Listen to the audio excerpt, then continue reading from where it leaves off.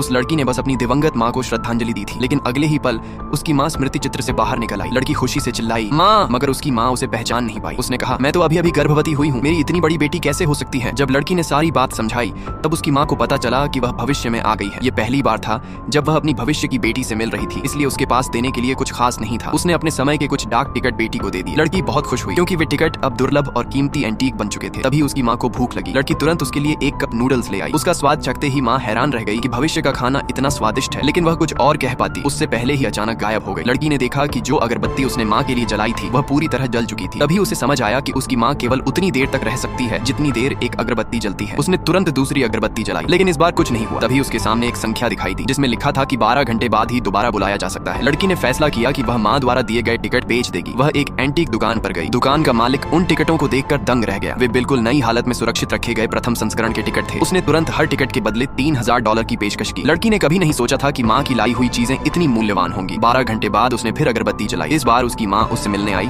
और अपने साथ पेंगोलिन की एक शल्क स्केल लेकर आई। लेकिन लड़की ने बताया कि भविष्य में पेंगोलिन एक संरक्षित जीव है, इसलिए उसकी शल्क की खरीद बिक्री पर प्रतिबंध है। यह सुनकर माँ ने कहा कि अगली बार वह कुछ और लेकर आएगी। अगरबत्ती के खत्म होते ही माँ फिर से गायब हो गई। फिर भी लड़की उस शल्क को लेकर एंटीक दुकान पहुंची। मालिक ने पूछा, यह तुम्हें कहाँ से मिली? लड़की ने जवाब दिया, मेरी माँ ने दी है। मालिक ने कहा कि वह इसके लिए एक खरीदार ढूंढने में मदद करेगा। अगले दिन लड़की ने फिर अगरबत्ती जलाई और उसकी माँ सचमुच और भी अधिक डाक टिकट लेकर आई। लड़की ने भी माँ के लिए उसकी पसंदीदा कप नूडल्स तैयार कर रखी थी, लेकिन जल्द ही अगरबत्ती खत्म होने लगी। माँ ने जाते जाते कहा, ऐसी अगरबत्ती खरीदना जो ज्यादा देर तक जले। उस दिन एंटीक दुकान में एक विशेषज्ञ ने पेंगोलिन की शल्क देखकर उसकी कीमत $50,000 बताई। लड़की ने तुरंत सौदा स्वीकार कर लिया। फिर उसने इस बार लाए गए टिकट निकाले। उन्हें देखकर दुकान का मालिक और विशेषज्ञ दोनों चौंक गए। उन्होंने कहा कि ये टिकट पहले वाले टिकटों से भी अधिक दुर्लभ हैं और नीलामी में उनकी कीमत $50 लाख तक पहुंच सकती है। उसी क्षण लड़की को एहसास हुआ कि उसकी माँ मानो उसके लिए एक पैसों का पेड़ बन गई थी।